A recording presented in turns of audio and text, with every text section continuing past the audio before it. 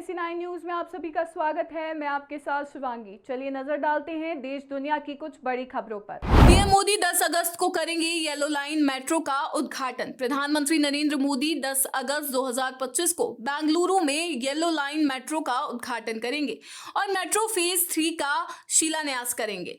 BJP सांसद तेजस्वी सूर्या ने ये जानकारी अपने एक्स अकाउंट पर पोस्ट के जरिए दी।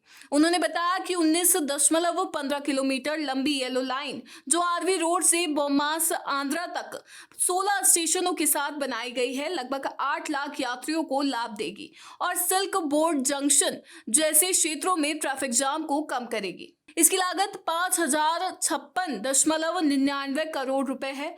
सूर्या ने कहा कि फेज 3 का विस्तार 44.65 किलोमीटर का होगा, जिसकी लागत 15,611 करोड़ रुपए है। ये परियोजना बेंगलुरु दक्षिण के करीब 25 लाख लोगों को लाभ पहुंचाएगी। उन्होंने पीएम मोदी के व्यक्तिगत प्रयासों को समय पर परियोजना पूरी करने का श्रेय दिया। सूर्या ने इसे बेंगलुरु दक्षिण के लिए ऐतिहासिक क्षण बताया और कहा कि सार्वजनिक परिवहन ही शहर की ट्रैफिक समस्या का स्थायी समाधान है। नितिन गडकरी ने कहा कि नई खनन नीति से उद्योगों को मिलेगी राहत। केंद्रीय मंत्री नितिन गडकरी ने रविवार को कहा कि केंद्र सरकार की नई खनन नीति से उद्योगों को ईज ऑफ डूइंग बिजनेस में मदद मिलेगी। इस नीति के तहत सभी जरूरी अनुमोदन 3 महीने में मिल जाएंगे और चौथे महीने से खनन कार्य शुरू हो सकेगा। नागपुर में एक कार्यक्रम में गडकरी ने बताया कि हाल ही में केंद्रीय कैबिनेट में इस नीति पर चर्चा हुई, लेकिन प्रधानमंत्री नरेंद्र मोदी पूरी तरह संतुष्ट नहीं थे। गडकरी ने सुझाव दिया कि पर्यावरण मंजूरी 1 महीने में और केंद्र राज्य सरकार की अन्य स्वीकृतियां निर्धारित समय में मिलनी चाहिए। पीएम ने उनके सुझावों पर विचार के लिए कैबिनेट सचिव को गडकरी के साथ बैठक करने का निर्देश दिया। गडकरी ने कहा कि उनकी योजना के अनुसार 3 महीने में सभी क्लियरेंस पूरे हो जाएंगे, जिससे चौथे महीने से खनन उत्पादन शुरू हो सकेगा। राहुल गांधी के चुनावी धांधली के आरोपों को विपक्ष का समर्थन। संजय राउत बोले 100 सीटों पर हुआ घोटाला। कांग्रेस नेता और लोकसभा में विपक्ष के नेता राहुल गांधी द्वारा चुनाव आयोग पर लगाए गए वोट चोरी के गंभीर आरोपों के बाद अब विपक्षी दलों का समर्थन भी सामने आ रहा है। शिवसेना के सांसद संजय राउत ने राहुल गांधी के दावों का समर्थन करते हुए कहा कि करीब 100 लोकसभा सीटों पर धांधली हुई और चुनाव आयोग इस साजिश का हिस्सा था।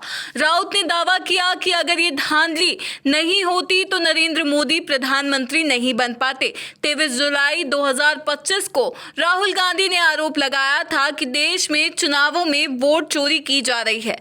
उन्होंने दावा किया कि कांग्रेस ने कर्नाटक की एक लोकसभा सीट पर गहन अध्ययन किया और वोट चोरी की पूरी प्रक्रिया का खुलासा किया। राहुल ने कहा, हमने कर्नाटक में एक सीट की वोटर लिस्ट को डिजिटल फॉर्मेट में कन्वर्ट किया, जिसमें 6 महीने लगे। इसके बाद हमें पता चला कि वोट चोरी कैसे होती है, कौन करता है और नए वोटर्स कहां से लाए जाते हैं। राहुल गांधी ने दावा किया कि उनकी पार्टी के पास वोट चोरी के कागजी सबूत हैं, जिन्हें वे जल्द ही जनता और चुनाव आयोग के सामने पेश करेंगे। उन्होंने ये भी आरोप लगाया कि महाराष्ट्र विधानसभा चुनाव नवंबर 2024 के बाद अब बिहार में भी वोटों की धांधली की साजिश रची जा रही है, जिसे कांग्रेस विफल कर देगी।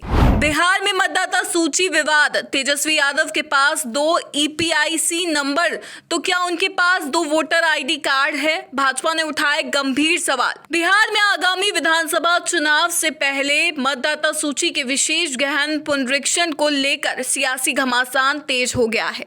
राष्ट्रीय जनता दल नेता और बिहार विधानसभा में नेता प्रतिपक्ष तेजस्वी यादव ने शनिवार को दावा किया कि विशेष गहन पुनरीक्षण के तहत जारी ड्राफ्ट मतदाता सूची में उनका नाम गायब है। उन्होंने चुनाव आयोग की पूरी प्रक्रिया पर सवाल उठाते हुए इसे साजिश करार दिया।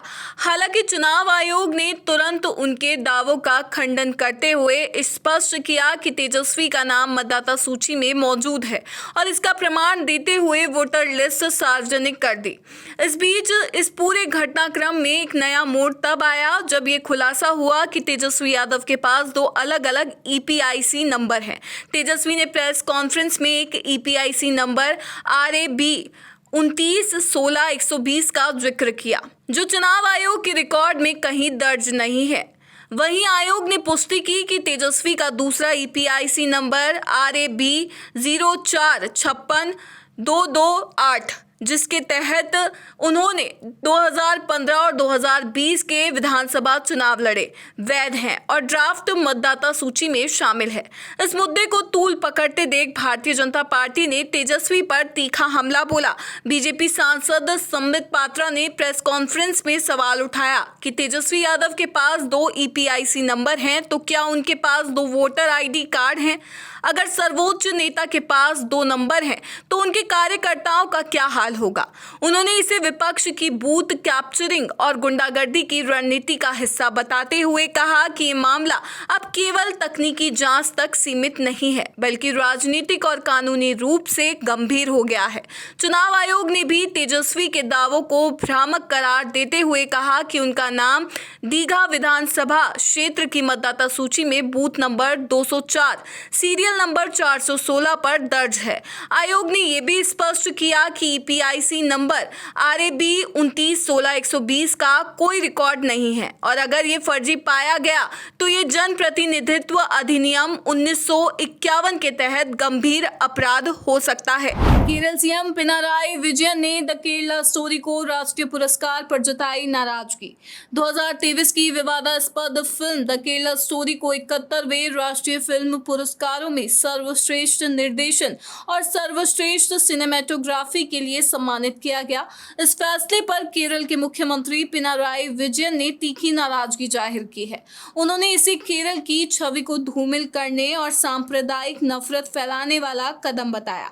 विजयन ने सोशल मीडिया प्लेटफॉर्म X पर लिखा कि केरल की छवि खराब करने और सांप्रदायिक नफरत के बीज बोने के इरादे से गलत जानकारी फैलाने वाली इस फिल्म को सम्मानित कर जूरी ने संघ परिवार की विभाजनकारी विचारधारा को वैधता दी है।